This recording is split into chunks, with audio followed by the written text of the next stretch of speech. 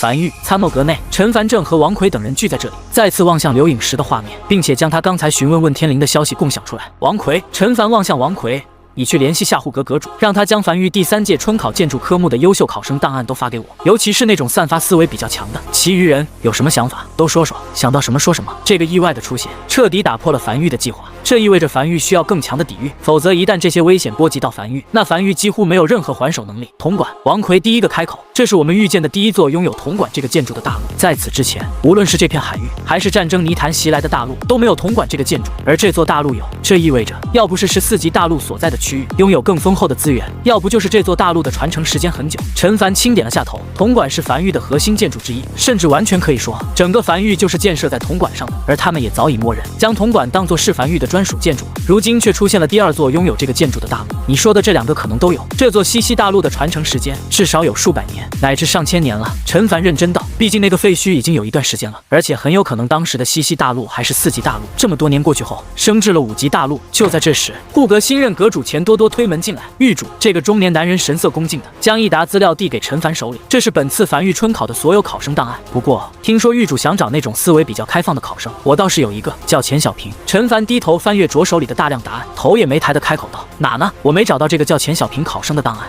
狱主，这批考生档案都是前来参加这次春考总考的。这个叫钱小平的考生并未通过民间初筛，因为他不是个建筑师，而想要参加樊玉建筑春考的最基本条件就是首先必须得是个建筑师。但这个人在民间有一定的名声，动手能力很强，是个很不错的木匠，而且在樊玉私塾里帮助不少建筑师更好的参悟了蓝图，思维开放能力极强，这是他的私塾老师对他的评价。陈凡接过来钱多多递来的档案，档案上最后一句便是这个私塾老师对这个钱小平的评价：一个很优秀的后勤辅助人才，可惜不是建筑师，否则肯定会成为优秀的建筑师。建议收纳樊玉后勤阁，如有机会给该学生一枚建筑师令，使其成为建筑师，该学生一定会成为一名优秀的建筑师。樊玉如今正在大力发展，而这个过程的老师基本上都是尽心尽职，给出的评价也基本上都是真实评价，当之无愧老师之名，而这个评价已经很高了。建筑师令，王奎，樊玉现在有建筑师令吗？共计168枚。他人呢？陈凡抬头望向钱多多，带他过来。他现在是樊玉后勤阁的1级成员，我已提前让他在参谋阁门外等候，这就让他进来。下一刻，参谋阁被推开，一个浑身满是木屑的年轻男人有些忐忑地走了进来，站在陈凡面前，声音有些发颤道：狱主，钱阁主给我引荐了你，说你对建筑兴趣极其浓厚，也有这方面的天赋，观察能力和思维开放能力很强，但唯独不是建筑师。你的私塾老师对你的评价也很高，看一遍屏幕上的内容，告诉我你有什么看法。陈凡没有过多客套，直接在天眼之屏上快速重播了一遍刘颖时那个抓娃娃机启动的画面。原本还在忐忑的年轻男人在看见这一幕后僵在了原地，眼里满是震撼，仿佛有一扇新世界的大门在眼前打开了。原来建筑还可以这样玩。这是一座4级大陆西大陆自创的建筑，说说你看出什么来了？年轻男人闻言深吸了一口气，他知道自己的机会来了。狱主，这个铜管里流淌的光芒和无名山后方的导弹储备基地流淌的光芒颜色基本一样，说明这个巨大建筑的驱动方式大概率是袖珍银色闪电，而这个建筑最顶部那个圆形区域应该便是储存能量的方式，而这种能量樊玉如今也没有很好的储存方式，都是在玄武平原引来后便顺着铜管运往无名山。陈凡面色平静的轻点了下头，这都是些极其寻常的东西，谁都能看得出来，而且樊玉确实没有储存袖珍银色闪电的办法，这种级别的闪电极其难以储存，都是一直用完了就不引了，关闭9天引雷塔。但钱小平口风一转，这个西大陆虽然做了很深的防盗痕迹，但还是能看见一点痕迹，比如那个用来储能的圆顶。狱主，你觉得它像不像通天柱的顶部？陈凡眉头轻挑，快速放大屏幕上的画面，是有点像。你的意思是？没错。钱小平有些手忙脚乱地从怀里掏出大量草图，我最近闲暇时刻恰好在研究这个课题，我发现储存袖珍银色闪电的方式其实樊玉一直都有，那就是通天柱，用通天柱储备便可以，只要将通天柱加以改造，便可利用通天柱的顶部做一个储能罐。这个西大陆大概率就是采取了这种方式，但内部更精密的东西我暂时就看不出来了。继续。陈凡声音没有多少波动，但望向钱小平的眼神里却多了几分期待。还有没有什么发现？有。钱小平捡起所有草图后才急忙继续开口道：首先是那钢索，这个钢索是由数百个钢索缠绕在一起的，上面的正文我看不懂，材料我也看不懂，但这根钢索必须承重力极强，才能抓起整个大陆。最重要的是，这个建筑的三角沟并没有特别大，三角沟完全张开后也就上千米宽左右，这个体型相比一座大陆来讲可以说是不值一提的。这就意味着，哪怕这个三角沟的拉力再强，钢索再硬，大概率也只是将整个大陆挖出一块土而已，不足以抓起整个大陆。这座大陆的硬度就不支撑撑完成这个动作，除非是特别硬的大陆。所以这个三角钩要想勾起整个大陆，就必须有一个动作，那就是延伸。你们看见这个画面，三角钩落地后，钩爪一直在颤抖，这个过程就是在延伸，将大量类似于脉络的东西发射到这座大陆的深处，然后类似于渔网一样，将这座大陆罩起来，再勾起来并调走。其实樊玉也可以做到。陈凡这回彻底来了兴趣，你说说，樊玉怎么做到？在私塾的时候，老师说樊玉最近新增了一种轨质，叫做暗地脉根。这种轨质放入大陆后，会化作无数树木根系扎进大陆深处，稳固大陆板块结构的时候，大幅增强大陆硬度。倘若在3个钩爪上都放置一个暗地脉根，钩爪刺入大陆地表的时候，3个暗地脉根激活，便会有大量根系状脉络深处罩住整个大陆，并且因为稳固了大陆板块结构和增强硬度，也可以确保大陆能承受得住被吊起在空中以及高空托运。不过这里有很多问题需要解决，比如暗地脉根身为轨质和建筑的融合激活性以及回收多次利用性，但手段是可以调试的，思路是大体不变的。就算没有暗地脉根，也得需要其他类似的手段，这样方可完成整个吊起运输一座大陆的工作。陈凡面无表情地望向面前这个从一开始的忐忑到现在开始侃侃而谈的年轻人，半晌后他忍不住轻笑了。挺好，但是研究建筑终究还得是个建筑师才行，光停留在理论层面上还是不太行。没关系的，狱主。钱小平有些沉不住气的急忙开口道，我可以为那些建筑师辅助，给他们提供灵感。他是真的想多接触一下建筑，虽然后勤阁也可以接触很多建筑，但终究不如待在建筑师身边接触的多。不用，王奎，待会儿给这小家伙拿一枚建筑师令。好嘞，王奎笑着应了下来，有些像是看晚辈一样的望着面前这个年轻男生，这让他想起了很久以前的自己。是，钱小平僵在原地，眼眶瞬间通红，双膝猛地一软跪了下来。狱主，老师和他说过，建筑师令这种东西极其稀有，每次面试都会哄抢。他从未想过自己有朝一日会拥有一枚建筑师令。陈凡上前一步，将钱小平搀扶起来，轻声笑着道：“我相信你配得上这枚建筑师令。”以及樊玉今日新立一阁，名为研发阁，后勤阁所登记的所有樊玉建筑师，以后全都转至研发阁，并且正阁、后勤阁等部门需调动一些人手加入研发阁，一起辅助研发建筑。研发阁最大的任务就是研发建筑，而你钱小平从今日起担任研发阁代阁主，负责整个研发阁的管理和调动。现阶段主要任务是挑选人才和将你刚才那个储存袖珍银色闪电的概念落地。当有了足够资历或者功绩后，正式转正。很快，研发阁的部门阁楼在无名山后方搭建起来。时间一点一点流逝，眨眼间便来到了永业新历05年1月1日，今天是个重要的日子，是樊玉正式宣布一统的第5个年头，也是永业大陆准备正式进军战争泥潭的最后1个月。无名山内，王奎正带着自己的手下和天策及其手下聚在一起，最后一次清点樊玉的具体资源，准备应战。此趟战争泥潭将会是决定樊玉晋升至4级大陆前的最后一战。晋升4级大陆的条件，樊玉基本都满足了，就差在战争泥潭内的生存时间了，还差2000多天，靠硬抗过去肯定没戏，必须得掠夺。只要这一战打赢了，樊玉便将正式进入4级大陆的领域。与此同时，樊城的一座茶楼包厢内，2位陈凡正笑着端着茶壶给面前2个男人倒茶。远道而来，一路奔波辛苦了，不辛苦，不辛苦。好猫和撒哈拉大陆之主齐齐摇头，寒暄几句后，陈凡眼里满是笑意。在上次齐越战役中，还得多谢2位的出手相助，其实也没帮什么大忙。好猫急忙出声道：“我们也没筹到多少枚鬼石，而且战后狱主已经第一时间还给我们了，还是帮到了一点的。”陈凡并没有就此多少说什么，只是面色平静地从怀里掏出2枚大陆核心放在桌子上。你们2人的大陆所有隐藏天道赐福都已完成，且晋升3级大陆的条件也都已完成，就差大陆核心了吧？2人没有讲话，只是望向桌子上的那2枚大陆核心，呼吸渐渐急促。陈凡停顿了片刻，这1年内，樊玉不但在休养，还在这片海域里清除掉了所有天道鬼，掉落了2枚大陆核心。好猫大陆和撒哈拉大陆的出手相助，他没有忘记，能有回报的地方，他从不会吝啬。给了2人一点时间后，他才继续道：“这2个大陆核心，2位带走，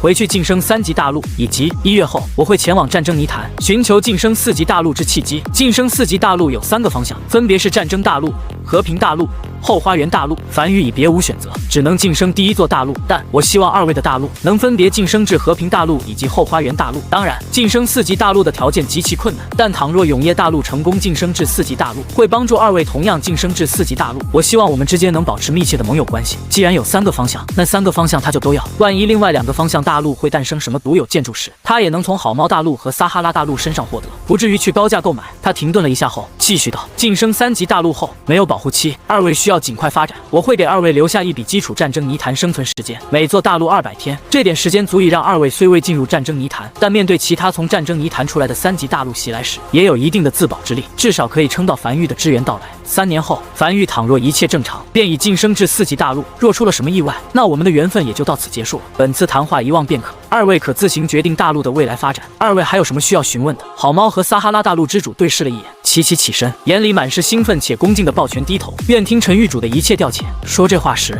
好猫的胸脯都忍不住快速起伏。他一开始出手支援樊玉是为了什么？就是想将樊玉快点送走，然后他想办法晋升至3级大陆。然而事情发展的有点意外，发展到现在，樊玉还没走，他便有机会晋升3级大陆。3级大陆那可是3级大陆啊！而撒哈拉大陆之主更是感觉馅饼从天上掉下来了。他单纯是因为跟好猫关系好，所以好猫做什么他也跟着做什么，结果他也跟着沾了光。他从未想过自己的大陆有一日能晋升至3级大陆。陈凡轻笑着望向二人，坐下吧。对了，陈狱主，好猫大陆突然有些迟疑，开口道：倘若永夜大陆前往战争泥潭，那樊玉旗下的稀有岛屿要怎么处置？我们可以负责看守，只是万一有强敌袭来，我们可能会守不住。樊玉如今名下只有一座崎岖岛了，其余4座在齐越战役中都被打沉了，这个还在考虑中。我先跟二位说说晋升3级大陆后需要面对的事情和需要注意的事项。二位回去后切莫忘了。无名山后方，研发阁。短短数个月，钱小平的白头发便多了不少。少年白头远远望去少了几分英气，但身上却多了一种能配得上阁主之位的气质。此时正独自一人蹲在阁楼门前的空地上，手里握着木炭疯狂推演着，神情恍惚，宛如疯魔一般。又卡住了。陈凡不知从何处走来，站在钱小平身旁，低头望向地面上的草图，看起来像是通天柱顶端的横截面解剖图，还是无法储存吗？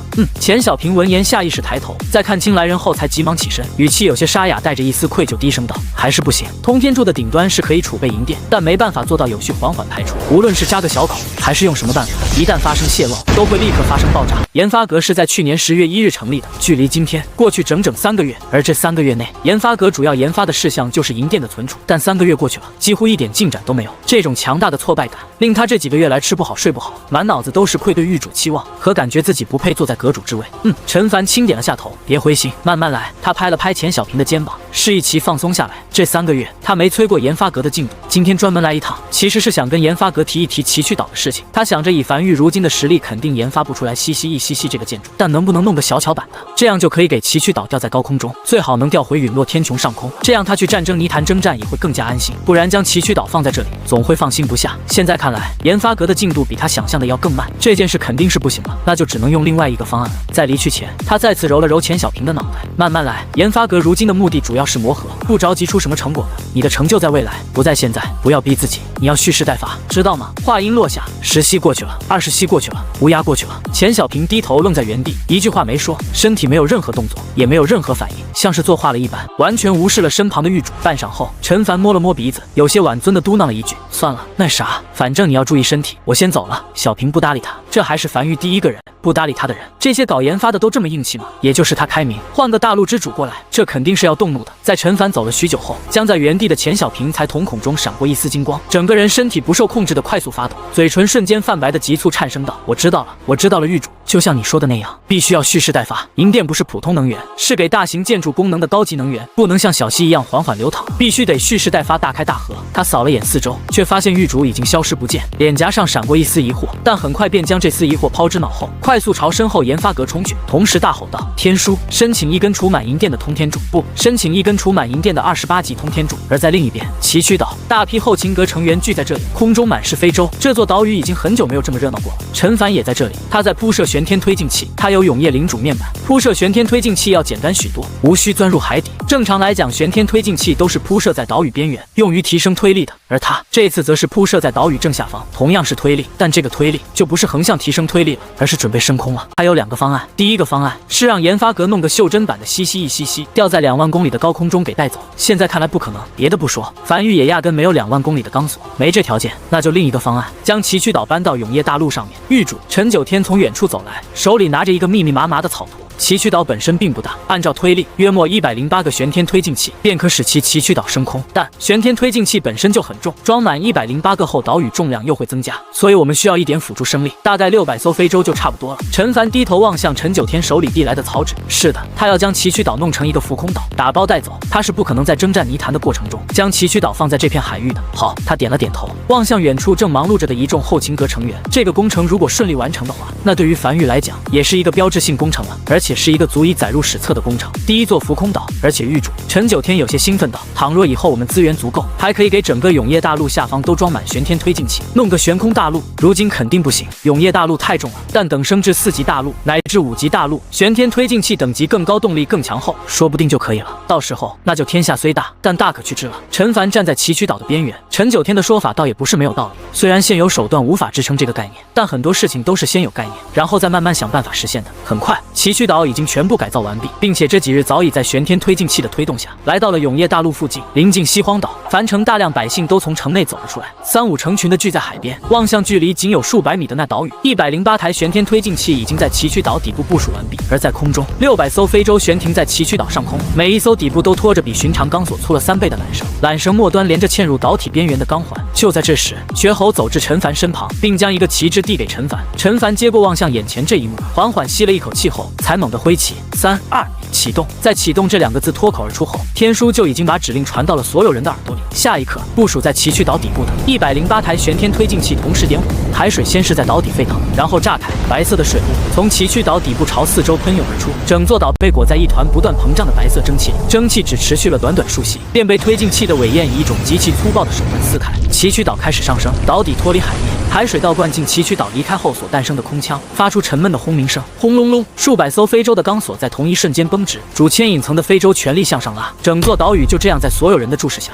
缓缓升空。而目的地是让崎岖岛从江北入境，沿着预先划定的路线一路向内陆推进。目的地是江南的一处湖泊，坐落在湖泊中央。不知过了多久，终于抵达目标地点。下方湖边早已围满了繁育后勤人员，开始做接应准备工作。崎岖岛开始下降，下降要更加困难，必须要精准控制玄天推进器的动力减弱，一旦减少的过多，便会重重砸在地上，就算岛屿没裂也不好。这毕竟是齐越等人的安息之地，这个过程需要对玄天推进器的精准控制，而且需要精细到一丝一毫。他虽是打造者，但要想做到这一点，还是有些困难的。不过有天书玄天推进器这个建筑，天书可以接管全线的。天书把下降速度分为10个阶段，每下降一段就重新计算一次所有推进器的推力配比。600艘非洲也在实时调整，确保岛体保持绝对水平。第一阶段推力减弱，陈凡手里的传音符响起天书那没有感情且冰冷的男声。陈凡站在湖边，眉头轻挑，望向这一幕，他突然真的很谢谢天命。如果没有天书，樊玉的很多计划都不能执行得如此顺利。终于，崎岖岛以一种极慢的速度砸进眼前湖泊，湖水缓缓溅起，水雾遮天蔽日，站在较远处都能感觉到一股凉意袭来。待水雾散去，崎岖岛已稳稳当当地坐落在了江南湖泊正中央，看起来就像是本该在那里一般。崎岖岛上的牧群完好无损。下一刻，一道掌声在岸边响起，紧接着更加密集的掌声在岸边响起，所有人都兴奋地鼓掌庆祝本次施工完美落幕。每一次不可能的工程，都会让所有人对樊玉的凝聚力更浓一丝。当一群人聚在一起，完成一件件不可能的任务时，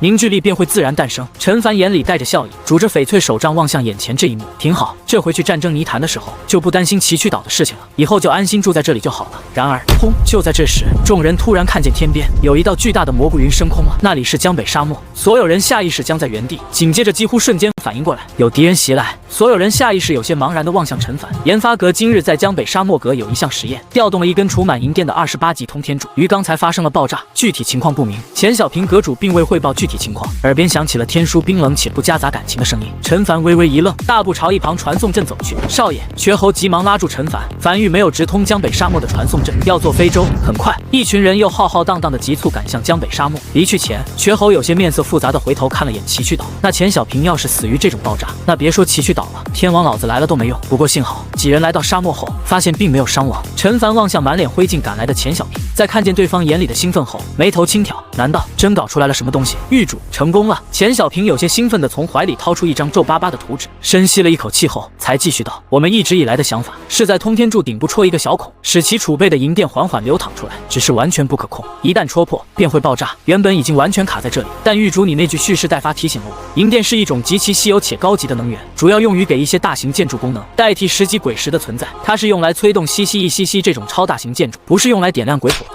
所以不应该开小孔，要开一个大孔。虽然流淌出来的银电依旧是狂暴的，但这就是银电的本质。高级能源的本质一定是狂暴的，这就像是想要掀起海浪，就不可能用小溪一样，它必须狂暴的奔跑起来才不会爆炸。一旦想要压抑，便会爆炸。陈凡面无表情的沉默了片刻后，才开口道：说结论，简单点，银电的储备已经被初步攻破，储备的银电也可以用来使用，只是不能用来给通天柱再次充能，而是必须给一些大型建筑充能。一旦这个建筑对能源的需求没有那么高，接不住这股能源，便会发生爆炸。再直白一点，95无法和人类击掌，因为人类会死。承受不住，他只能和另一个鬼皇击掌。一直以来，我们的方向都是缩小95的力气，但实际上这是个错误的方向。正确的方向应该是找一个能承受得住95力气的鬼皇。陈凡点了点头，他听明白了，就是樊玉暂时没有能用得到的这种能源的大型建筑。锤子有了，没钉子。那刚才的爆炸是怎么回事？王奎皱眉询问道。哦，那个啊。钱小平舔了下有些干燥的嘴角。我们在确认了这个结论后进行实验，一开始很顺利，我们开了一个极大的孔，大量银电流淌出来，落在沙漠上。这个过程并未爆炸，一切顺利。但流淌在地面上的银电没有东西接收，温度快速升高，然后导致通天柱里尚未流淌出来的银电发生了爆炸。返程路上，瘸猴站在甲板上沉思了许久后，才迎着夜风皱眉道：“少爷，我仔细捋了一捋，也就是说，研发阁成立3个月，仅仅是做到了在通天柱顶部开个大孔，而不是小孔。这件事对吗？那么多人力，那么多资源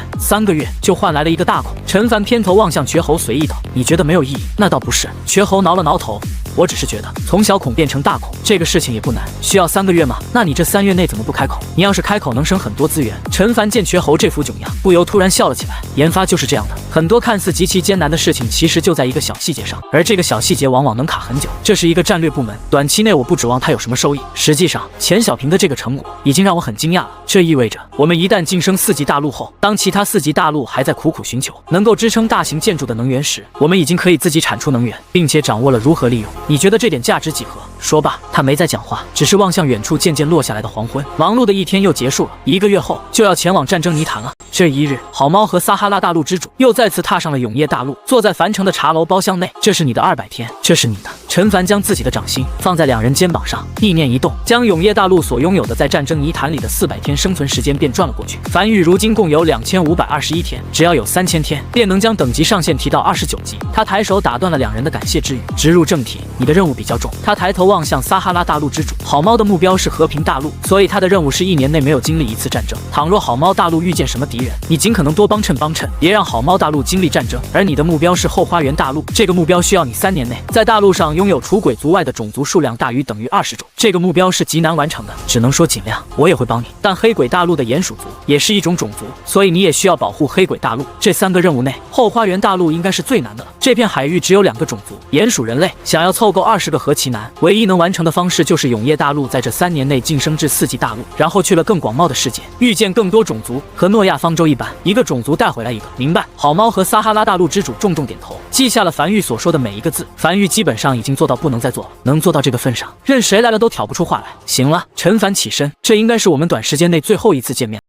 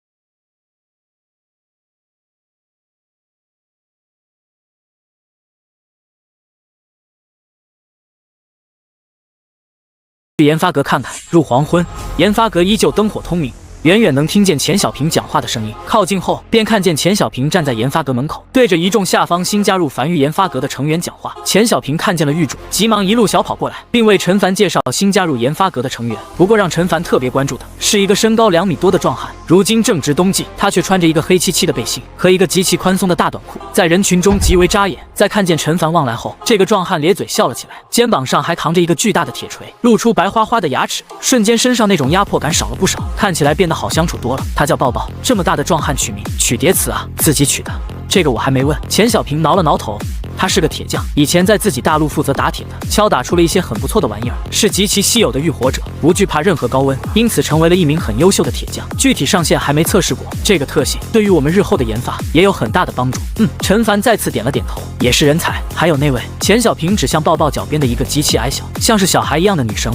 她叫甜心，是抱抱的亲妹妹，从小生了一场大病，之后无论是体型还是容颜就固定在了4、5岁的时候。这个女孩拥有言出法随的能力，比如说，抱抱，带着你妹妹甜心过来一趟。一炷香后，陈凡跟着钱小平来到无名山后方的研发阁实验基地，一根1级通天柱正矗立在地面。钱小平一路小跑至甜心身旁，掏出自己的身份令牌，将这根通天柱权限放给甜心，可以启动了。紧接着，只见这个抱着破旧布偶、长相甜美的女孩也并不怯场，只是清了清嗓，随后才举起手指，奶声奶气道：“启动。”下一刻，地面颤动，这根通天柱突然被启动，缓缓升至空中，外壳碎裂，喷射出橘红色的火焰，直入云霄。将这一幕全都收入眼底的陈凡，眼睛微微眯起，面部没有任何表情，但内心却掀起滔天骇浪。他从未见过的启动方式，简直匪夷所思。狱主钱小平一路再次小跑至陈凡身边，他的能力是可以为任何建筑下达指令，前提是拥有这个建筑的权限，以及这个建筑本身就有这个功能，比如定时一炷香后启动，又或是在升空一炷香后瞬爆，是特殊修行者天眷者。陈凡不由笑了起来，挺好。还有那边那个，看得出来钱小平对自己的选人很自豪。挨个介绍。不久后，陈凡离开了研发阁，拄着翡翠手杖回到1号洞穴。有了这批新的人才，梵域日后肯定能达到更高的高度。而在梵域无名山都在热闹的时候，永夜大陆某个偏僻的小乡村，一座院落的院门被轻飘飘开，吱呀呀的声音在寂静的夜里传来。夜色下，站在院落里晾衣服的万岁听见身后传来的声音，并未第一时间回答，只是轻叹了一口气，面色复杂的缓缓开口道：“狱主，你还能记住我，我很感激，但我心意已决。”如今，他转身望向身后人，声音突然戛然而止，来的人并不是狱主，而是那先生。万岁有些茫然，他自然认识眼前这位永夜大陆的天道，怎么今夜突然找到他？好久不见啊，万岁！下次还没看见人的时候，先别说话，万一说出什么不好的话就不好了。那先生快速走到院落的桌前，从怀里掏出纸和笔来，长话短说，我还急着去下一站，最近实在是有点忙啊。这封试卷写一下，我先走了。写完后你对着天空高喊我名字，我就来了。这是梵域下一届春考军测试题。万岁下意识捡起试卷，但很快便愣在原地。他第一次参加梵域军测春考时，只有1道题，如今10924道题，这得做到什么时候去啊？那不是。那先生摇了摇头，你别管是什么，先做就行了，认真做。狱主专门叮嘱过，别乱写哈。没其他事了，你先忙，我先撤了。那先生转身朝院外走去，院门还未关闭，人便已消失在空中。时间飞逝，1个月时间转瞬即过，大战即将开始。梵域的一些基层成员可以放松了，但部分岗位的人却完全不敢松懈，进行着最后的校准。陈凡独自一人来到了导弹储备基地，站在夜色下，面色平静地望向这批他储备了1年的通天柱，安静肃穆且冰冷。该启动了，希望诸位做好了来自梵域底蕴全清的疯狂时刻。只是在前往战争泥潭的最后几日，暗阁近乎所有成员都散在这片海域的所有大陆上，只为一件事情负责，那就是调查这次加入梵域的近8万成员的身世背景。不久后，一身素衣的少秋推门而入，抱拳行礼，陈声汇报道：梵域本次新收纳成员了73892人的身世背景全部调查完毕，其中研发阁所有成员背景均干净，暂无发现和战争泥潭那边的大陆有什么交集。但少秋停顿了一下后才继续道：剩下的人中有8个人和战争泥潭的大陆有交集。本次新招收的梵域成员一旦被录取，其家人都可以一起进入永夜大陆。但在调查过程中，我们发现有一些人其实是有家人的，但却以孤儿的身份加入梵域。而在这几日，他们的家人突然离开原住所前往新的城池，并且多了一笔数额较大的莫名鬼石。不过在进入永夜大陆之前，每个人都贴身搜查过了，并未发现传音符之类可以和外界联系的手段。要秘密清除吗？陈凡眼皮缓缓合上，靠在椅背上面无表情的陷入了沉默，指关节无意识的在桌面上轻扣着。半晌后才轻声道：“不用，名单交给我，接下来我会让他们的负责人想办法给他们争取一些独处空间。你负责派人全天候暗中监视，找到他们和外界联系的方式。倘若他没发现这件事，那这个就是隐患；但既然他发现了，那这个就是后手。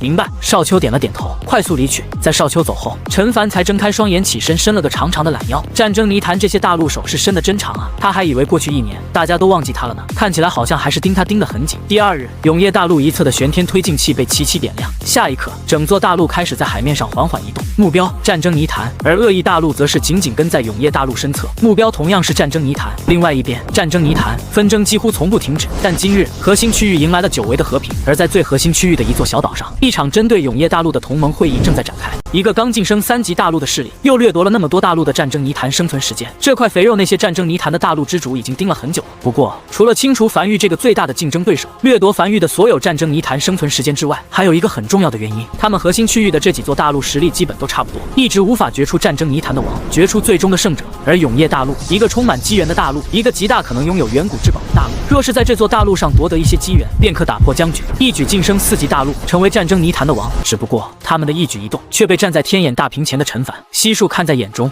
停火了！永业大陆，陈凡站在参谋阁内，望向天眼大屏上的战争泥潭，俯瞰画面，轻挑了下眉。天眼之眼无法看清楚战争泥潭里的具体画面，但可以看见核心区域的那些大陆齐齐停火。在樊玉启程的那一刻，何义伟不言而喻。狱主一旁的陈九天快速讲解着这些日子参谋阁定好的作战计划。樊玉现有战争泥潭生存时间2121天，还差800多天，便能将等级限制突破到29级，突破到30级需要5000天。按照我们的第一计划，樊玉在进入战争泥潭后，会在边缘进行包头皮战术，快速掠夺一些弱小3级大陆的战争泥潭生存时间，从而突破3000天，让等级上限突破至29级，尽可能不和核心区域的那些底蕴强大的3级大陆产生冲突，然后再徐徐图之。陈凡坐在椅子上，给自己倒了一杯凉茶后随意道：“这个计划取消。”陈九天微微一愣，虽然才注意到在天眼之屏上，核心区域的已经完全停火，并且有的大陆已经在朝战争泥潭边缘驶去，明显是已经在等着他们了。情况比他设想的要更糟糕一点，核心区域的势力已经达成了意见统一，明显准备在他们刚进入战争泥潭的时候就开战。包头皮战术肯定是用不了了，没有包的机会。万岁！陈凡突然在空旷的参谋阁里随意道：“你说说看呢？”下一刻，参谋阁里响起万岁那熟悉的沙哑声音：“乌合之众，核心区域的势力彼此征战数年，很难完全联手。若是再有一个强有力的外敌压迫下，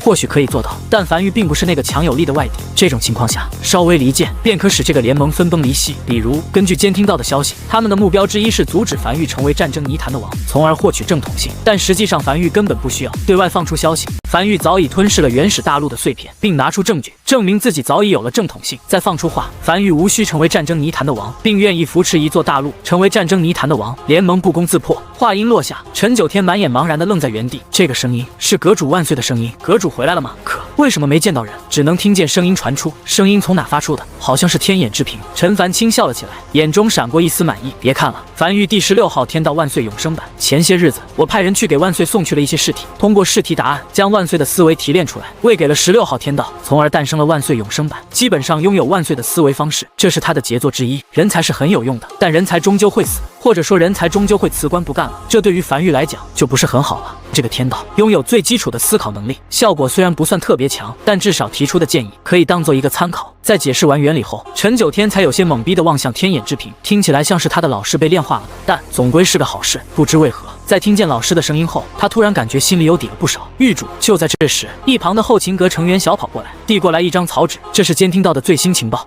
挺好。他低头轻笑了起来。虽然樊玉如今储备的通天柱足够多，完全可以扛得住一波大规模的战争，但能少消耗点通天柱，自然没有任何问题。他抬头望向陈九天，挑眉道：“可以了，稍微夸大一点吧，还是要真实一点的。”明白。陈九天深吸了一口气后，重重点头，很快便传令下去。片刻后，陈凡再次望向天眼大屏上被天眼之眼所观测并放大的8个画面，忍不住轻笑了起来。传吧，消息都传回去，那批人估计又得开会了。狱主，后勤阁成员大步上前。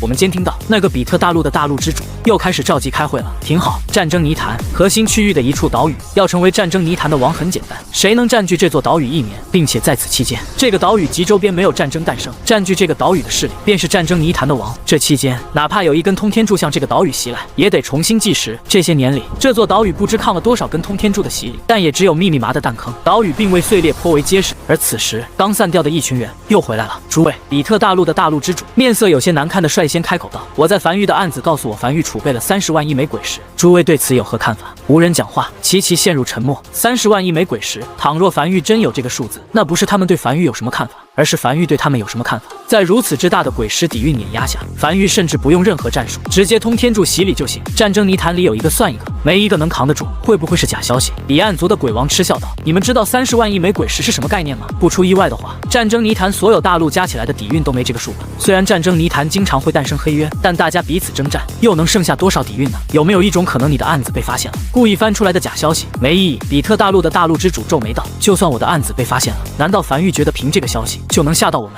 呵，彼岸族的鬼王耸了耸肩，看起来确实吓到了，还吓得不轻。动脑子想想，从哪能搞这么多鬼石？天上掉下来的？我的案子说是击沉了一座远古鬼族大陆，从这座大陆上所获得的消息，我对远古鬼族大陆没什么了解，你们了解吗？下一刻，这个原本还在嗤笑的彼岸族鬼王突然沉默了，许久后才声音沙哑缓缓道：“我曾有幸见过一座远古鬼族大陆，其黑暗能量极其浓郁，确实会诞生大量黑渊，从而获得大量鬼石。但远古鬼族的实力极强，樊玉不可能为敌的，除非是刚重归还在沉睡的远古鬼族，处于最虚弱期。但远古鬼族大陆怎么会突然降临在永夜大陆附近？这不可能。远古鬼族大陆降临的地点都是……等等，被永夜大陆灭掉的那几座大陆是企业人大陆是吗？如果是企业人的话，他缓缓闭上眼睛，没再讲话。如果是这样的话，那确实有可能是真的。一直未开口，天赐大陆大陆之主缓缓开口道：“我们大陆有特殊的对外监测手段，在1年前，我监测到在永夜大陆附近有一座黑暗能量极其浓郁的大陆突然降临，那座大陆应该就是远古鬼族大陆，而且我的案子告诉我，樊玉储备了近2000万根通天柱。”另一侧，一个老者也声音沙哑道：“我的案子也有消息传来，樊玉早就吸收了原始大陆的碎片，拥有了正统性，且大陆坚硬程度足够，本次进入战争泥潭，只差生存时间到5000天，便可晋升至4级大陆。”一时间，所有人都沉默了。30万亿枚鬼石，近2000万根通天柱，正统性，一个个消息砸下来，给他们砸得头晕眼花的。在众人沉默许久后，比特大陆的大陆之主那个光头男人才有些不甘地咬牙，一字一句道：“我们的案子好像是都在今日内赚回的消息是吗？我们先按兵不动，不做任何反应。假设樊玉是发现了我们的案子，对外放出虚假消息，企图瞒过我们，先做观察。倘若进入战争泥潭后，樊玉一直在边缘，那便是漏气，我们便扑上去围攻。倘若是毫无畏惧的直接驶入核心区域，那我们再谈其他。”众人对视了一眼，齐齐点头，都默认了这个建议。参谋阁内，陈凡正低头望向后勤阁成员送上来的最新监听消息，在岛屿上的会议内容听不见，只能等这些大陆之主回到自己大陆，通过传音符将命令传达下去的时候，他才能判断大概讲了什么。狱主陈九天走到陈凡身旁，那按照接下来的计划，我们在进入战争泥潭之前，需要先告诉战争泥潭的一众势力，我们无意争夺战争泥潭王的位置吗？预计10日后，我们便会抵达战争泥潭。当然不。陈凡摇了摇头，挑眉道：“战争机器的任务都没完成呢，这是晋升4级大陆的首要任务。战争机器晋升3级大陆后，累计发射100万根通天柱。上次的祈月战役里，樊玉总共扔出去了20万根左右的通天柱，还差80万根的缺口。也就说，无论战争泥潭里的一众势力信还是不信他的说法，都得先轰一波，不然任务怎么完成？不过当然了，我们樊玉是礼仪之邦，讲究一个先礼后兵，本无心征战，实属天地逼迫。我们虽然使用通天柱，但我们行的和平之事，秉的是道义之心。在距离战争泥潭还有3、4天的时候，对战争泥潭放出消息，说投降者不杀，不投降的大陆挨个洗一遍。明白？陈九天咧嘴笑了起来，他喜欢这个作战计划。只是狱主，我们要怎么向战争泥潭里的势力传信？是要让95派人先进去，还是这件事情说起来简单，但真要做起来，他一时还真想不到怎样才能更好的给战争泥潭里的一众势力传信。这个你不用管。陈凡摇了摇头，我有我的手段。下意识间，他望向永夜领主面板上的一个建筑天道赐福效果。天道赐福效果，苍天有眼，天眼之眼可在云层书写信息布告天下，类似大陆晋升的天道通告意象。这个天眼之眼的天道赐福效果，他只用过一次，是他生日那天用这个传话，不但效果很好，逼格也有，侧面也可以证明他吹的牛皮真实性。陈凡笑了，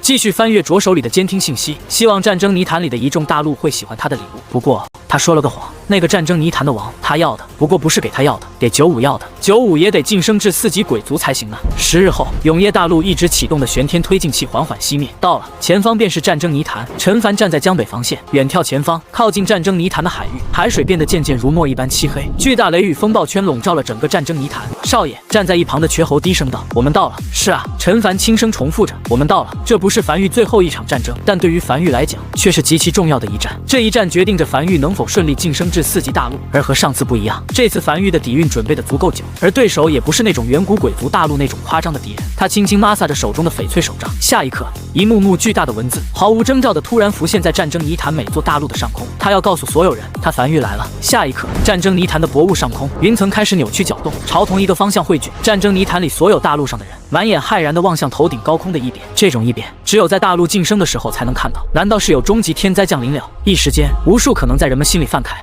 很快，云层开始翻涌，渐渐浮现出第一行字：樊玉成原始遗泽，立正统于天地，素以礼仪自持。在看见这行字的瞬间，有人皱起了眉头。樊玉是个势力的名字，没听过啊？这又是哪来的庞然巨物？为何能如此轻描淡写的在战争泥潭上空书写天道通道的存在？此前应该不是战争泥潭的势力才对。但岛屿上的一众人面色已经渐渐难看了起来，阴沉滴水。樊玉真的是一个从未去过战争泥潭的大陆吗？这种手段他们闻所未闻。紧接着，第二行字浮现出来：亲至泥潭，非为争雄，唯取生存时日，已进4级大陆。这句话出现的一瞬间，所有人明白了，想要晋升4级大陆，便需要正统性。而现在看来，樊玉应该是早已有了正统性，无心成为战争泥潭的王，只需要足够的战争泥潭生存时间即可。这是好。岛屿上的一众人若有所思，这好像是在说不愿和他们为敌，希望和平相处，大家各玩各的。他们继续争夺王的位置，樊玉只想凑够时间。但很快，云层翻涌的下一行字推翻了这个猜想：现实者礼待而存，惧者兵临而亡。不是个玩个的，而是一起配合樊玉玩。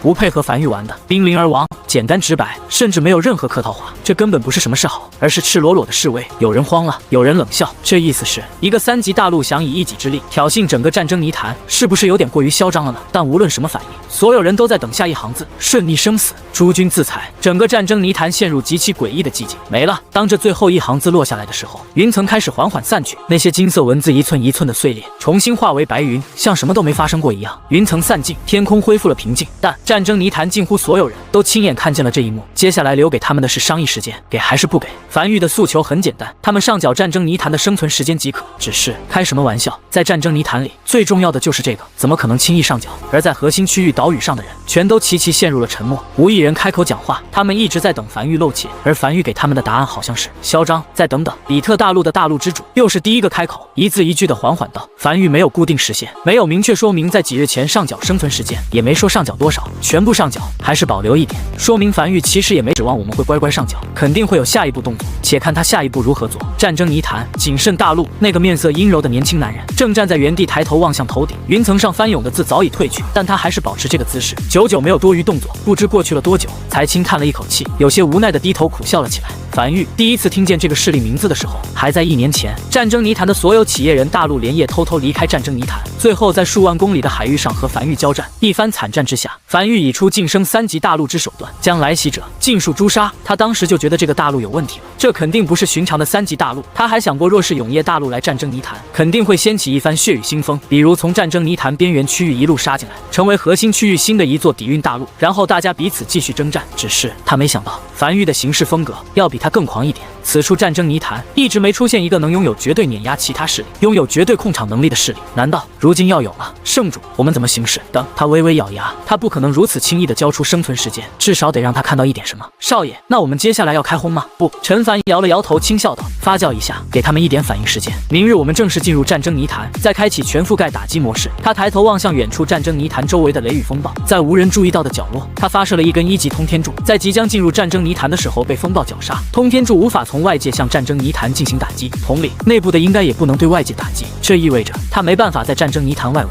对战争泥潭内的所有大陆进行无差别覆盖打击。不过不打紧，进去打便可。原地休整1日，明日启程。一声令下，永业大陆开始原地休整，而他则是在绝侯的陪同下，单手背负在身后，远眺天边，眼里带着丝丝笑意。他已经开始期待4级大陆的日子了。自创建筑蓝图市场等一系列东西，那是一个崭新、一个完全不一样的世界。也不知道其他4级大陆都在做些什么，包括那个已经晋升至5级大陆的西大陆。虽然未和这个大陆有过交集，但这个大陆留给他的阴影极大。他可不想让自己大陆在某一天突然被像抓娃娃一样抓走，必须变得更强，方能应对日后的一个个危机。永业大陆不起眼的某个乡村里，正坐在院落石桌前奋笔疾书的万岁，突然听见耳边有什么动静，下意识抬头，便看见那先生不知何时出现在他身后，身子前倾，低头望向他写的东西。还差最后一刀。万岁匆匆说了一句后，才继续低头沾了沾笔墨，很快长松了一口气，有些略微疲惫的将手里一摞摞极其厚重的牛皮纸递了过去。都在这里了，内先生，你10日前让我撰写的12000道关于军策，以永业大陆的为主题的试题已经全部书写完毕。话说，我们真的要为今年的考生出这么复杂的题吗？没有。内先生快速扫了一遍所有试题后，才将这些牛皮纸再次放在万岁的石桌上。这些试题你都答一遍，答细一点。狱主要。万岁低头沉默了许久后，才突然起身，要不我还是回去吧，我去找狱主，我不辞官了。他这话自然是气话，他不可能复官了，只是他觉得自己辞官后好像也没有轻松下来。如果你愿意回去参谋阁当阁主，那陈凡自然是会很开心的。我现在就去告诉他。不用。万岁急忙伸手拦住内先生，叹了口气后无奈道：“我瞎说的。”内先生见状不由笑了起来，从怀里又掏了一纸文书，这是陈凡对你的最新任命，由我转达。陈凡说是否接取任命完全看你，你任何时刻均可带着这份文书去樊狱报道。万岁低头望向文书上的内容，微微一愣。狱主准备将所有私塾集合在一起，成立一个教育部，邀请他担任教育部部长之位，享樊狱8级成员待遇，此后负责樊狱私塾教学事宜。狱主说，樊狱的私塾需要一个正规统一的管理，这个位置需要一个有足够履历、足够才华、足够资历的人去做。他万岁当仁不让。万岁低头望向手里的文书，面色复杂的沉默了许久。狱主太了解他了，他不可能回参谋阁。在乡间种田的生活虽然轻松，但他并不适应。这些日子的不断答题出题，反而倒是让他找到了一丝久违的感觉。他想回樊狱，但樊狱没有合适他的位置。替我转告狱主，我会去的，我定不会辜负他的期望。好，内先生笑着摆了摆手，随时可以去。先答题，答完题叫我。随后才再次消失在原地。时间缓缓流逝。第2日，永业大陆的尾端沉寂了1日的旋天推进器再次点亮，宛如庞然巨物的永业大陆就这样缓缓钻入风暴区，一头扎进战争泥潭。数千道橘红色的火柱从大陆四周的海面下喷涌而出。永业大陆以巡航速度切入战争泥潭的风暴圈，风暴圈边缘的狂风和雷暴打在永业防线的城墙上，大陆没有丝毫晃动。经过原始大陆碎片、大陆异化2次黑暗科技以及暗地脉根和数座大陆本源的层层加固，永业大陆的坚硬程度早已超出了战争泥潭边缘风暴所能撼动的层级。很快，永业大陆便已正式来到战争泥潭这片3级大陆混战的区域。穿过风暴圈的那一刻，所有人都看见了战争泥潭的真面目。陈凡站在江北防线上，远眺天边，视野尽头看不见一座大陆的影子。那就开始吧。他拄着翡翠手杖，站在城墙上，轻声道：“大屏上，战争泥潭的海域图正在被天书一点一点的精确补全。那些薄雾对天眼之眼的干扰确实存在，但在樊狱进入战争泥潭后，这些干扰正在快速消失，很快便锁定了11个主要目标的精确坐标。这11座大陆分布在战争泥潭的核心区域，彼此之间的距离从数十里到数百里不等，正好形成一个松散的环形。这是在岛屿上开会的11座大陆，也是本次覆盖性打击的主要轰炸目标。第1轮瞄准77座3级大陆，进行全体覆盖性无差别打击，每座大陆投入1000根普通通天柱，其中夹杂着数根战略级通天柱。战略级通天柱的爆点选在一些开阔无人区域。陈九天望向天眼之屏的画面开始快速下面。本轮打击主要以威慑为主，要告诉所有大陆，樊狱能轻而易举地突破他们的火力防空系统，不以杀伤为主要目标，以防彻底劫院，并时刻观察。若是仅仅拦截，并未其他反应，便从打击目标中剔除；若是反击，便开始10倍资源重点打击。战略通天柱的落点将会是重要位置。第2轮核心区域的所有底蕴大陆，其中11座参与会议的底蕴大陆进行重点打击，剩余底蕴大陆进行普通打击。陈九天继续不断下令，而每一道命令落下，就有一批批通天柱开始升空。刹那间，无数根通天柱所爆发出极其密集的尾焰，将基地上方的天空撕成了碎片。这些通天柱以完全一致的轨迹升入高空，在空中完成转向，然后朝战争泥潭深处击射而去。全体注意，第3轮打击开始。第1轮还手的坐标及第2轮还手坐标进行无差别覆盖打击。陈九天的声音再次响起，极其冰冷。话音落下，导弹储备基地里数以万计的通天柱同时亮起了充能完毕的纹路，那些纹路从顶端往下蔓延，很快整片基地变得像一座正在燃烧的城市。然后他们开始升空。核心区域仅剩大陆上，一个年轻阴柔男人正在原地焦急夺骨。他已收到消息，樊狱已经正式进入战争泥潭，但除此之外好像没有什么反应。他在想要不要先限点生存时间过去，但这样会不会显得他太怂了，有点丢人啊。圣主，他的心腹跑到男人面前快速汇报道，目前为止樊狱还没有任何动静。这个阴柔男人闻言稍微安心了一点，有些不确定道：难道樊狱正如他所说的是个礼仪之邦，不会轻易造成杀戮，以德服人？如果真是礼仪之邦……话音未落，一道道巨大的爆炸声在仅剩大陆上空不断响起。与此同时，旁边的屏幕上也快速浮现出阵阵警告。樊狱发射了数千根能量等级为1级的普通通天柱，目标是我方本土。警告！警告！能量等级检测疑似有，正在高代价拦截。那一道道邦的声音，正是仅剩大陆的拦截成功所爆炸的声音。男人微微一愣，忍不住疯狂地怒骂了起来：疯了！提前预警了，都他妈拦截成功了，你才是警！但很快他才想起来，自己完全屏蔽了一级通天柱的视景和画面显示。他快速冲到一旁的屏幕上，重新开启一级通天柱的画面显示。下一刻，原本没有任何动静的地中，看起来极其平静的战争泥潭的俯瞰画面，突然被无数猩红线条所覆盖，一道道猩红线条宛如鱼群般从边缘地区升空，呈扇形笼罩了整个战争泥潭。樊玉正在对战争泥潭所有大陆进行覆盖性无差别打击。虽然显示的是一级通天柱，但拦截所爆发出的威力，明显说明其中夹杂着不少战略级通天柱。这些战略级通天柱的能量等级被掩藏了。谨慎大陆的大陆之主几乎瞬间面色煞白，使得自己看起来变得更加阴柔，声音都在发颤。是这么个礼仪之邦啊！早说你这么棒，我早就懂礼仪了。谨慎大陆的大陆之主面色难看地望向天机屏上的画面，他此前都默认屏蔽了一级通天柱的预警和显示，毕竟没有意义。一级通天柱预警他干什么？这就导致他第一时间甚至没收到预警消息，等帮到自己头上才反应过来。樊玉可以隐藏通天柱的能量等级，这意味着可以将战略通天柱隐藏在大量普通通天柱里，无论是对预警还是对拦截的压力都极大。这个樊玉不一般，他有些肉痛地望向屏幕上升空拦截的通天柱，他们拦截必须得用战略通天柱拦截，否则一旦有一个隐藏在其中的战略通天柱炸开，都会造成不小损失。不用每个都拦截，只拦截那些轰向重要区域的通天柱。他快速下令，那些不重要的区域，要是被战略通天柱轰了也就轰了吧，损失比用战略通天柱拦截小多了。樊玉参谋阁内，陈凡面色平静地望向天眼之屏，那宛如天女散花一般的猩红线条，几乎在瞬间布满了整个屏幕，覆盖性无差别地轰炸了战争泥潭的77座大陆，但很快又停了下打击。招呼已经打过了，等回应吧。前3轮打击基本上没造成任何伤亡，都是以打招呼为主，相对柔和的手段。只有3座大陆回击，不过在被樊玉回应了更猛烈的10倍打击攻势后，也消停了下来，并未继续回击。狱主陈九天喉间微微滚动，开口了：“我们是不是有点太嚣张了？”虽然他很爽，但确实有点过于嚣张了。30万亿鬼石只是他们吹给外面听的，他们实际上只有2.4万亿枚鬼石左右，储备的通天柱也只有几百万个，其中大部分都是一级通天柱。这要是所有大陆都向樊玉发起反击，那樊玉是肯定顶不住的。越嚣张越安全。陈凡眼睛紧盯着天眼之屏上战争泥潭里各个大陆的实时动向。我们无差别打击了战争泥潭的所有大陆，看似嚣张，但反而却站在了绝对安全的位置。这个时候大概率不会有大陆主动向我们发起打击，原因很简单，大家都挨打了，凭什么我去当出头鸟？而我们接下来在核心区域只要找几个头铁的大陆，进行不计代价的快速打击，一锤定音，事态便会像我们想的那样去发展下去。你看，陈凡笑着指了指天眼之屏上一众陷入寂静的大陆，场面不是变得安静许多吗？一炷香后，陈凡在天眼之屏上扫了半天后，最后将视线锁定在彼岸族上，核心区域的一个鬼族势力，轻声笑着道：“招呼打完了，接下来该开始挨个敬酒了，给他上点压力吧。”下一刻，天地变动，云层翻涌，一行行字在如幕布般的云层上浮现了出来，请彼岸族的王前往樊玉上角一半的战争泥潭生存时间。一炷香内，如未看见表态，樊玉将进行针对性打击。一行行字出现在了所有大陆的上空，无数人都看见了这一行行字，一时间，所有人都下意识望向彼岸族的方向，等待着彼岸族做出反应。另一边，彼岸大陆这个3级鬼族所寄居的岛屿上，彼岸族的王正面色阴沉地抬头望向头顶的那一行行字：欺人太甚，欺人太甚。这樊玉压根不把他当一回事，但他开始快速联系核心区域的其他大陆，联系前不久还和他们一起在岛屿上商议讨伐樊玉的大陆之主，只是无人回应。眨眼间，一炷香过去了，既然樊玉要打，那就打。恼羞成怒的彼岸族的王大手一挥，全军听令。然而就在这时，他突然感应到了什么，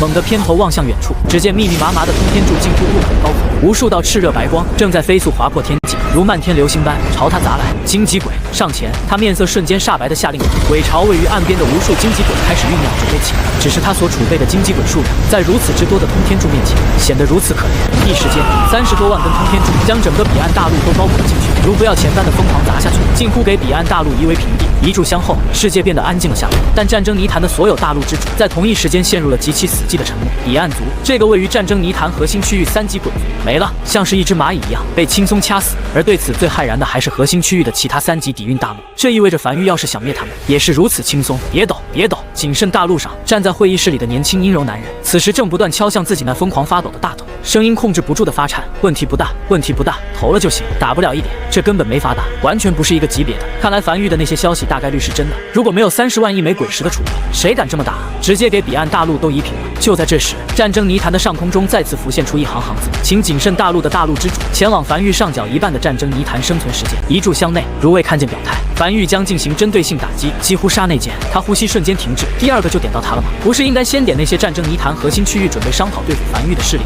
他可没参与会议啊。虽然他看不见其他大陆之主的神情，但在看见高空中这一行行字时，他就知道所有人的视线已经望向他了。就在这时，圣主不远处一个手下快速跑过来，语气急促道：“比特大陆那边有急信传来，说只要我们谨慎大陆敢迎战，他们立马跟上，并且他正在劝说更多大陆之主一起跟上。”跟个屁啊！这个年轻阴柔男人顿时恼羞成怒道：“那么多根通天柱砸下来，谁去挡？你去挡！”下一刻，谨慎大陆上空一根根通天柱开始同时升空，最后在空中炸开，形成了2个大字：收到。说罢，谨慎大陆的大陆之主才有些焦急的大步朝一旁的飞舟，朝樊玉飞速赶去。很好，谨慎大陆果然谨慎。樊玉参谋阁内，陈凡望向天眼之屏上的这一幕，不由咧嘴笑了起来。他之所以第2个选中谨慎大陆，就是因为想要一个不一样的结果。只要有了第1个人选择了上路，后面的人就会跟上。果不其然，没让他失望，谨慎大陆果然谨慎。接他过来吧。片刻后，谨慎大陆通过传送阵来到江北防线城墙上。这里是江北防线，介绍一下，我叫陈凡，樊玉之主，欢迎贵客上门参观。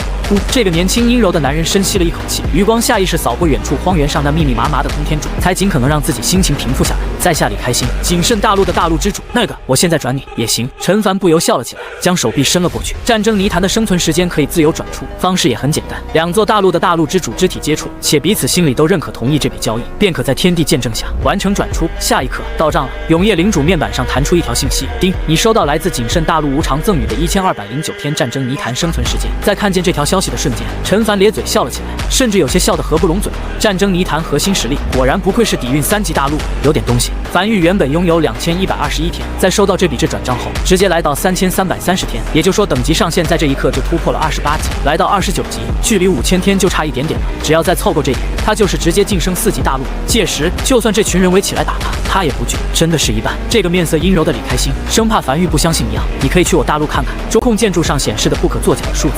不用。陈凡笑着拍了拍李开心的肩膀，我信你，看见你第一眼我就觉得我们投缘。李开心点了点头，随后才松了一口气。接下来就是下一个目标了，不能给这些大陆太多反应的时间。下个目标，就在他思考之时，身旁的李开心突然开口：“陈狱主，我斗胆提个建议，你点名比特大陆吧。”说说，在樊玉尚未进入战争泥潭时，便是比特大陆主动组局邀请一众核心区域的3级大陆围攻樊玉，此后更是一直提议的领头者，在刚才还联系我说，只要我敢开战，他就帮我，而且他还在联系其他大陆，是吗？陈凡笑了起来，他还真不知道这个消息，他能监听到的消息是很有限的，这个消息对他很重要，那就比特大陆了，先把这种喜欢跳的棘手家伙处理了。李开心长松了一口气，果然投降赢一半，说句不好听点，哪怕和樊玉打赢了，那所消耗的资源也肯定要大于那一半的战争泥潭生存时间，赢了多亏，还不如投了呢。樊玉也就要了一半的战争泥潭生存时间，你要给你不就完了？多大事儿，都哥们儿。陈凡笑呵呵地从李开心身上收回视线，望向灵魂深处永夜领主面板上的天眼画面，望向那座比特大陆。就在这时，脑海深处响起声音：彼岸族被灭后，在战争泥潭的生存时间自动划入永夜大陆。下一刻，樊玉的战争泥潭生存时间从3330天来到了4331天，彼岸族给他带来了1001天。挺好，陈凡笑了起来，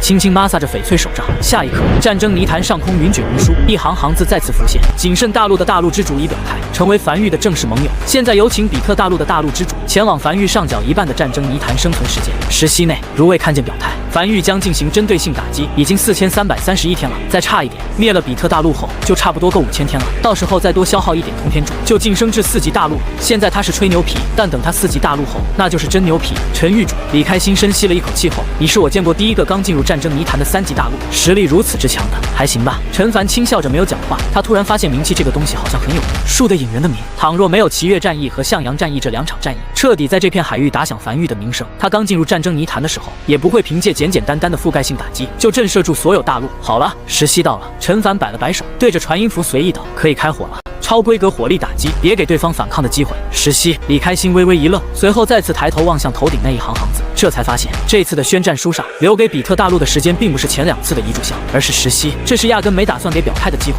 比特大陆知道这个事儿吗？他觉得可能不知道。比特大陆那个光头男人正面色阴晴不定地站在会议室，他不知道情况为什么会这样发展。明明是围攻之局，大家一起围攻樊玉，但怎么发展成让樊玉挨个点名？别急，他深吸了一口气，缓缓闭上眼睛，还有1炷香的思考时间。比特大陆是樊玉第3个点名的大陆，第2个被点名的已经投降了。弱诺之辈，他联系了核心区域的所有3级大陆，但无人回信，大家都像是哑巴了。他就想不明白了，大家联手绝对有一战之力，为什么就突然鸦雀无声了呢？难道就要人樊玉那样剥夺他们这些人的血性呢？但事已至此，投降吧。几乎刹那间，他像是衰老了许多般，长叹一口气，有些疲惫道：“先投降，给樊玉一半的战争泥潭生存时间，然后再慢慢谋划。只要樊玉露出一丝破绽，我们……”话音未落，会议室内的警报声便极其频繁的刺耳响起。他猛地睁开双眼，只见无数猩红线条正以极快的速度逼近比克大陆。是他猛地推开会议室的大门，踉踉跄跄的跑出去。只见远处大批炽热白光正在疾驰驶来，樊玉已发起了打击，这根本没到一炷香。就在此时，他才注意头顶上的那行字并不是一炷香，而是石溪。该死！樊玉压根没打算给他回来，可凭什么如此？樊玉凭什么如此针对他？但几乎瞬间，他便想明白了，景盛大陆已经投降了，肯定是那家伙给他卖。